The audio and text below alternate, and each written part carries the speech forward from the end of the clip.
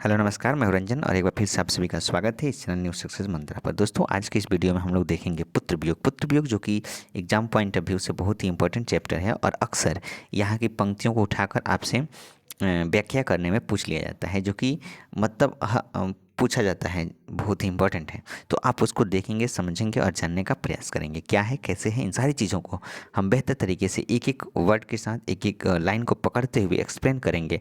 और इसको देखने के बाद आप आसानी से इस पुत्र वियोग से संबंधित जितने भी सवाल आएंगे आप आसानी से कर लेंगे। जो भी इम्पोर्टेंट फैक्ट्स हैं इस चैप्टर का, उसने हम जो हैं आपको नोट्स के माध्यम से उपलब्ध करा दिए हैं।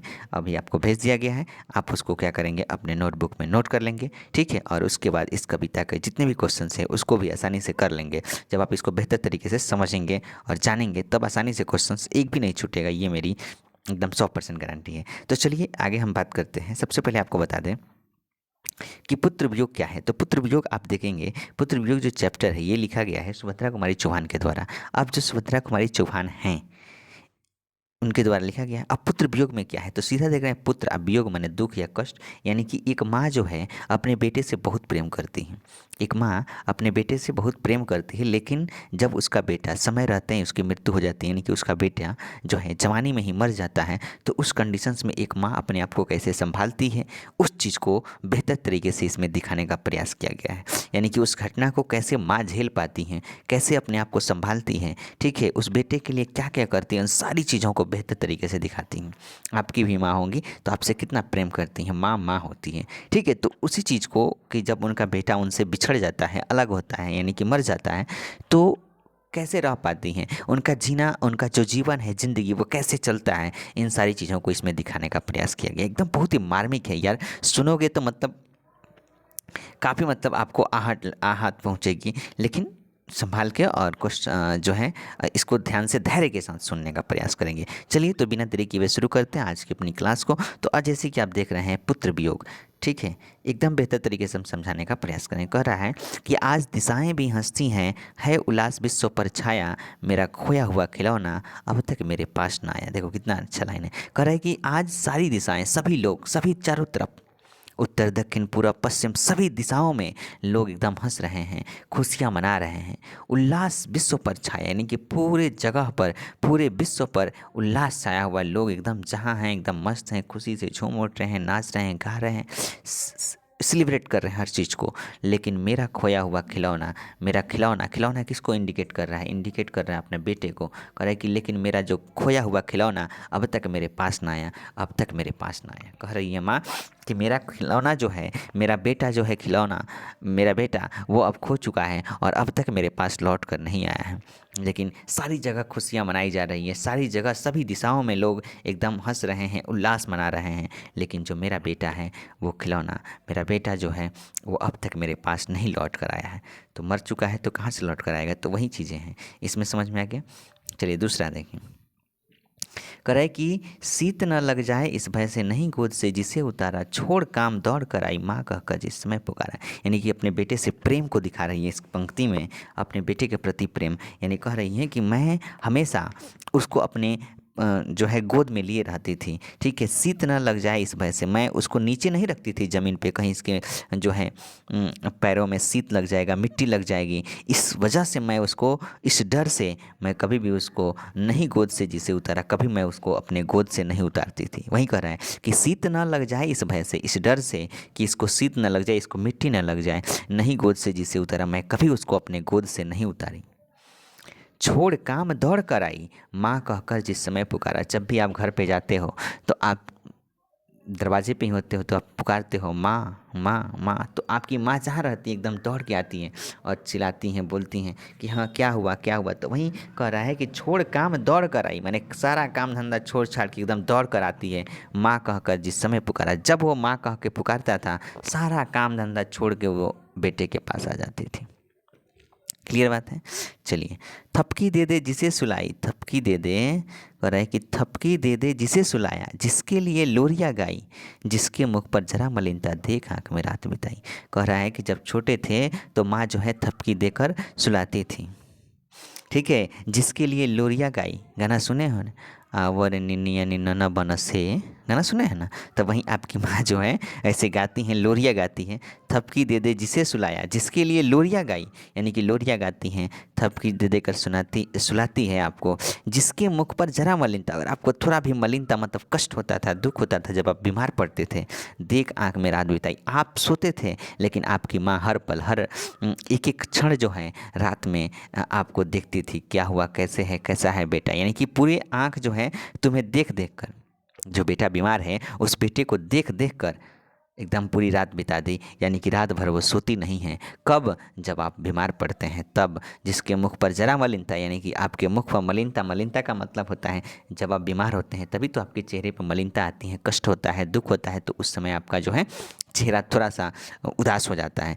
तो उस कंडीशंस में माँ जो है आपको देखने में, आपको ठीक करने में, आपको दवा देने में, आपका सही देख रेख, आपकी देखभाल करने में माँ जो है रात बिता देती हैं। वो रात को सोती नहीं हैं और आपको सुलाने के लिए लोरिया गाती हैं, आपको थपकी दे देकर सुलाती हैं, ऐसा कुछ। चलिए, कह रहा है कि जिसके लिए भूल अपनापन पत्थर को भी देव बनाया, कहीं नारियल दूध बतासे कहीं चढ़ाकर शीश नवाया। यानी कि बेटे के लिए कह रही है कि जिसके लिए भूल अपनापन, अपने लोगों को मैं भूल गई हैं, किसके लिए? बेटे के लिए। पत्थर को भी देव बनाया, जो पत्थर है उसको मैं देवता मानती हूँ, किसके लिए? बेटे के लिए। कहीं नारियल दूध बतासे कहीं चढ़ाकर शीश नवाया, यानी कि हर पल अपने बेटे के सुख समृद्धि के लिए, अपने बेटे के सही ढंग से रहने के लिए, उसके स्वास्थ्य के लिए, ठीक है, मैं हर जगह पत्थर को देव मानती थी और नारियल बतासे दूध ये सब चढ़ाकर मैं वहाँ पे शीश झुकाती थी। किस लिए? मैं हमेशा अपने बेटे के स्वास्थ्य के लिए, समृद्धि के लिए, मेरा बेटा स्वस्थ रहे, इसके लिए मैंने क्या क्या नहीं किया है। कहीं कहीं दूध चढ़ाया है, कहीं नारियल चढ़ाया, कहीं बतासा चढ़ाया, हर जगह जाकर अपना माथा टेकती थी, अपनी शीश नवाती थी, ठीक है, पत्थर को भी देवता मानती थी और अपने लोगों को मैं सांप भूल चुकी थी। किसके लिए? ये सारा काम अपने बेटे के लिए कर रही थी, लेकिन आज वो बेटा नहीं है। समझ रहे हैं ना। चलिए, फिर भी कोई कुछ कर न सका, छीन ही गया खिलौना मेरा, मैं असहाय बेबस बैठी ही रही, उठ गया छौना मेरा। कह रहा है कि लेकिन मैंने इतना देवी देवताओं को माना, पूजा किया, अर्चना किया, प्रार्थना किया, दूध नारियल बतासे सब जगह चढ़ाई, सब जगह जो आकर माथा टेकी, ठीक है, शीश नवाया, लेकिन फिर भी कोई कुछ न कर सका, कोई कुछ नहीं किया। छीन ही गया खिलौना मेरा, आखिर में से मुझसे मेरा खिलौना, मेरा बेटा मुझसे दूर चला ही गया, मुझसे छीन ही गया। मैं असहाय विवश बैठी ही रही, उठ गया छैना मेरा। अब मैं बिल्कुल हेल्पलेस हो चुकी हूँ, मैं असहाय हूँ, विवश हूँ और चुपचाप मैं बैठी हूँ, लेकिन मेरा छौना, जो मेरा छौना किसके लिए है? बेटे के लिए है, लेकिन मेरा छौना, मेरा बेटा मुझसे दूर चला गया, उठ ही गया मेरा छौना मेरा।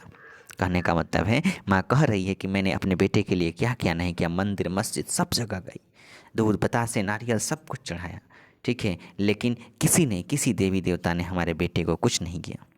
छीन ही गया खिलौना मेरा और अंत में मेरा जो खिलौना है, खिलौना जो मेरा बेटा है, वो मुझसे छीन लिया गया। मैं असहाय विवश बैठी ही रही, उठ गया छौना मेरा, और अब मैं बिल्कुल हेल्पलेस हो चुकी हूँ, मुझे देखने वाला कोई नहीं है, मैं असहाय हूँ, मैं विवश हूँ, ठीक है, और मेरे सामने मेरा जो छौना है, मेरा जो बेटा है, वो मुझसे दूर चला गया है।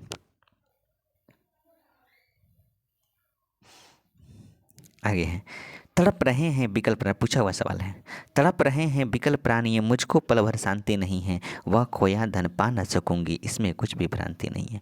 कह रहा है कि अब मेरे प्राण, मेरे जो प्राण हैं वो तड़प रहे हैं, मुझको पल भर शांति नहीं, अब मुझे कहीं भी, मैं कहीं भी जाती हूँ मुझे एक पल शांति नहीं मिलती है। क्यों? मैं हमेशा अपने बेटे के लिए तड़पती रहती हूँ, मैं अपने बेटे के लिए हमेशा तड़पती रहती हूँ, मुझको एक पल भर भी शांति नहीं है, मुझे कहीं से शांति नहीं दिखता है। वह खोया धन पा ना सकूँगी, इसमें कुछ भी भ्रांति नहीं है। अब जो मैंने खो दिया है, अब जो मैंने अपने बेटे के रूप में धन को खो दिया है, इस धन को मैं पा नहीं सकूँगी, इसमें कुछ भी भ्रांति नहीं, इसमें कोई डाउट नहीं है, कोई संदेह नहीं है कि अब मैं उस धन को, अब अपने जो बेटे रूपी धन है उसको मैं पा सकूँगी, इसमें कोई भ्रांति नहीं है।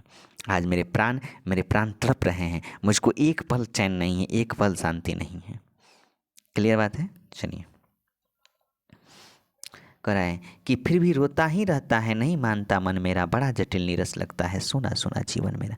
फिर भी रोता ही रहता है, नहीं मानता मन मेरा, बड़ा जटिल नीरस लगता है सोना सोना जीवन मेरा। कह रही हैं कि अब मैं अपने मन को, मैं अपने हृदय को कैसे मनाऊं। मेरा मन हमेशा, मेरा प्राण तड़पते रहता है, मेरा मन ही नहीं मानता। ऐसा नहीं लगता है कि मेरा बेटा मरा हुआ है, मेरा ऐसा नहीं लगता है कि मेरा बेटा मरा हुआ है। मैं एकदम हमेशा रोती ही रहता हूँ, रोता रोता रहती हूँ। नहीं मानता मन मेरा, मेरा एकदम जी मेरा मन नहीं मानता है कि मेरा बेटा मुझसे दूर चला गया है। मैं हर पल उसकी याद में एकदम रोती रहती हूँ।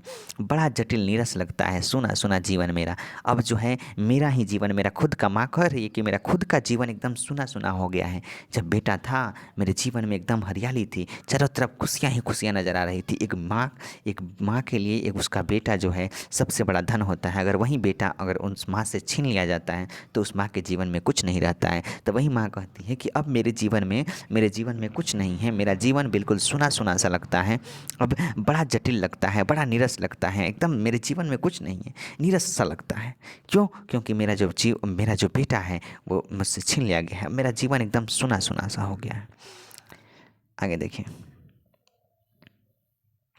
कराए कि यह लगता है एक बार यदि पल भर को उसको पा जाती, जी से लगा प्यार से सर सहला सहला उसको समझाती। कहती है कि अगर ऐसा लगता है, ऐसा कभी कभी लगता है कि एक बार भी यदि मेरा बेटा मेरे पास आ जाता, एक बार भी यदि मेरा बेटा मेरे पास आ जाता तो जी से लगा प्यार से सर, मैं एकदम अपने कलेजे से लगा लेती। जी लगाना मतलब होता है कलेजे से लगा लेना, एकदम बहुत प्रेम करना। तो जी से लगा प्यार से सर सहला सहला उसको समझाती। कह रही हैं कि प्यार से उसके सर पे हाथ रख कर सहला सहला उसको समझाती कि बेटा मम्मी को छोड़ के नहीं जाना चाहिए। ये सब बात मैं उसको समझाती, ठीक है।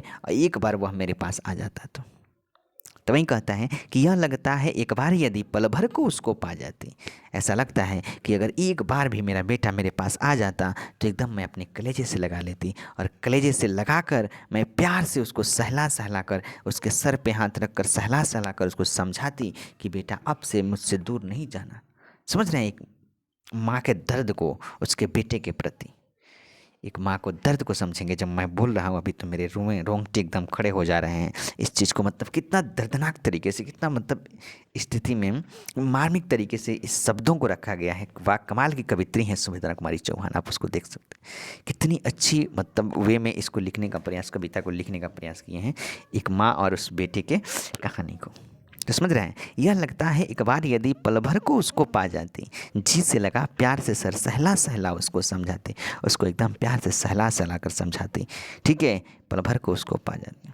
चलिए, कह रहा है कि मेरे भैया मेरे बेटे अब माँ को यूँ छोड़ ना जाना, बड़ा कठिन है बेटा खोकर माँ को अपना मन समझाना। वाह। कह रहे हैं कि मेरे भैया, बेटे को भैया कह रही हैं कि मेरे भैया मेरे बेटे अब माँ को यूँ छोड़ ना जाना। करे कि तुम मेरे भैया हो, मेरे बेटे हो, और इस तरह से माँ से तुम क्यों अलग हो चुके हो। माँ को यूँ छोड़ ना जाना, माँ को तुम ऐसे नहीं छोड़ जाना। बड़ा कठिन है बेटा खोकर माँ को अपना मन समझाना। एक बेटा, जब कोई माँ अपने बेटे को खो देती है तो उस माँ को अपने मन को समझाना बड़ा मुश्किल हो जाता है, बड़ा कठिन हो जाता है। तो वहीं एक माँ कह रही है कि बड़ा कठिन है बेटा खोकर माँ को अपना मन समझाना, यानी अपने मन को समझाना बड़ा मुश्किल है माँ, बड़ा मुश्किल है अपने मन को समझाना जब कोई किसी माँ का बेटा खो जाता है। तो वहीं करें, मेरे भैया मेरे बेटे अब माँ को यूँ छोड़ना जाना, अब माँ को तुम इस कदर मत छोड़ के जाओ, क्योंकि इस माँ जो है उसके मन को समझाना बड़ा मुश्किल हो गया है। चलिए आगे हैं कि भाई बहन भूल सकते हैं, पिता भले ही तुम्हें बुलावे, किंतु रात दिन की साथिन माँ कैसे अपना मन समझावे। भाई बहन भूल सकते हैं तुमको, पिता भले ही तुम्हें भुला सकते हैं, लेकिन रात दिन की साथिन माँ जो होती है, रात दिन की साथी, हर पल हर कदम पर हर मंजिल पर आपके साथ रहती है माँ। आपको कोई भी आप रास्ते चलते हैं, थोड़ा सा हल्का सा ठेस लगता है, आप कहते हैं अरे माँ, ऐसे आपको हमेशा अपने मन में माँ ही याद रहता है, मतलब पिता को आप नहीं याद करते हैं। यानी कहने का मतलब सीधा सा ये है कि माँ जो है आपके हर कदम पे है, आपके एकदम दाएं हैं बाएं हैं आगे है पीछे है, हर तरफ माँ है, ठीक है। तो वही कह रहा है कि पिता भले ही तुम्हें भुलावे, भाई बहन भूल सकते हैं, पिता भले ही तुम्हें भुलावे, किंतु रात दिन की साथिन माँ, यानी कि माँ जो होती है वो रात दिन की साथिन, हर पल हर दुख सुख में माँ तुम्हारे साथ है। कैसे अपना मन समझावे, मैं तो तुम्हारे साथी हूँ ना, रात दिन की साथी हूँ, मैं तुम्हारे रात दिन का दोस्त हूँ, तुम्हारे पल तुम्हारे साथ चलती हूँ, तुम्हारे साथ रहती हूँ। और कैसे अपना मन समझावे, हम अपने मन को कैसे समझा सकते हैं। तुम्हारे भाई बहन तुम्हें भूल सकते हैं, तुम्हारे पिता तुम्हें भूल सकते हैं, लेकिन मैं रात दिन की साथी हूँ और मैं कभी भी तुम्हें भुला नहीं सकती हूँ। और मैं अपने मन को कैसे समझाऊँ, तुम्हें भूल कर मैं कैसे जी पाऊँगी, कैसे जी पाऊँगी, ऐसी माँ कह रही। तो मुझे लगता है कि बेहतर तरीके से आप इन चीज़ों को समझ गए होंगे। ठीक है, समझ में गए होंगे तो ज़रूर कमेंट में बताइएगा कैसा लगा। और ये कुछ क्वेश्चन एकदम बिल्कुल ईजी है, आप इसको आसानी से कर सकते हैं। कवित्री का खिलौना कौन है? तो कवित्री का खिलौना उसका बेटा है। कवित्री स्वयं को असहाय और विवश क्यों कहती है? तो जब उसका बेटा मर जाता है तो उसका देख रेख करने वाला कोई नहीं रहता है। अब कवित्री जो है वह स्वयं को असहाय विवश कहती है। पुत्र के लिए माँ क्या क्या करती है? मंदिर मस्जिद सब जगह जाती है, कहीं दूध कहीं नारियल कहीं बतासे सब चढ़ाती है। सबको लिख देना है। ठीक है, लिख दीजिएगा। आगे देखिए, अर्थ स्पष्ट करें। कराई कि आज दिशाएं भी हंसती हैं, उल्लास विश्व पर छाया, मेरा खोया हुआ खिलौना अब तक मेरे पास ना है। तो वही लिखना है कि प्रस्तुत पंक्ति हमारे पाठ्य पुस्तक के दिंगत भाग 2 काव्यखंड से लिया गया है, पुत्र वियोग से लिया गया है, जिसकी लेखिका सुभद्रा कुमारी चौहान है। इस पंक्ति के माध्यम से इस कविता में जो है कवित्री माँ और बेटे के जब किसी बेटे का असामयिक निधन हो जाता है तो उस कंडीशंस में माँ कैसे रहती है उस चीज़ को दिखाने का प्रयास किया गया है। और उसके बाद इसको आप वर्णन कर सकते हैं। ठीक है, उसके आगे है कि माँ के लिए अपना मन समझाना कब कठिन और क्यों है, आसानी से लिख सकते हैं। ठीक है, पुत्र को छौना कहने में क्या भाव छुपा है, इसे उदाहरण देते। ठीक है, आगे है कि भाई बहन भूल सकते हैं, पिता भले तुम्हें भुलावे, रात दिन के साथ में कैसे अपना मन समझे। एकदम वेरी वेरी इंपॉर्टेंट है ये क्वेश्चन, ये आप आसानी से व्याख्या कर सकते हैं, कोई दिक्कत है? ठीक है, आगे है कि कविता का भावार्थ संक्षेप में लिखिए। तो ये वीडियो जाएगा, उसके बाद इसके नीचे जैसे ही ये वीडियो अपलोड होगा उसके बाद तुरंत जो है हम इसका भावार्थ आपको संक्षेप दे देंगे, आप उसको भी देख लेंगे, उसको लिख लेंगे और आसानी से आप क्वेश्चंस को कर लेंगे। चलिए, इस कविता को पढ़ने पर आपके मन पर क्या प्रभाव पड़ता है, ये तो खुद से आपको बताना है, आपके मन पर क्या प्रभाव पड़ा उसे लिखिए। हालांकि ये क्वेश्चन एग्जाम में पूछेगा नहीं। ठीक है, तो इस तरीके से आप देख सकते हैं। बाद बाकी आपको जो है कुछ नहीं करना है इधर। ठीक है, ये भरना है तो आप देख के भर सकते हैं। भाषा की बात में क्या है, तो भाषा की बात में है मलिनता में ता प्रत्यय और ता प्रत्यय से 5 शब्द लिखिए। इसके विपरीतार्थक मलिनता, देव, असहाय, जटिल, नीरस, कठिन, विकल, इस सब का विपरीतार्थक उल्टा शब्द लिखना है। जैसे कठिन का आसान होता है, नीरस का सरस होता है, जटिल का सरल हो जाएगा। ठीक है, तो ऐसे आपको क्या करना है, विपरीतार्थक लिख देना है। आगे है कि वाक्य प्रयोग द्वारा इन मुहावरों का अर्थ स्पष्ट करें। शीश नवाना माने सर झुकाना। ठीक है, आंखों में रात बिताना यानी कि रात भर जगे रह जाना। ठीक है, ऐसे होगा। आगे है कि निम्नलिखित शब्दों का समानार्थी माने समानार्थक शब्द, जैसे दूध आ गया तो दूध का समानार्थक क्या होता है, विश्व का संसार हो जाएगा।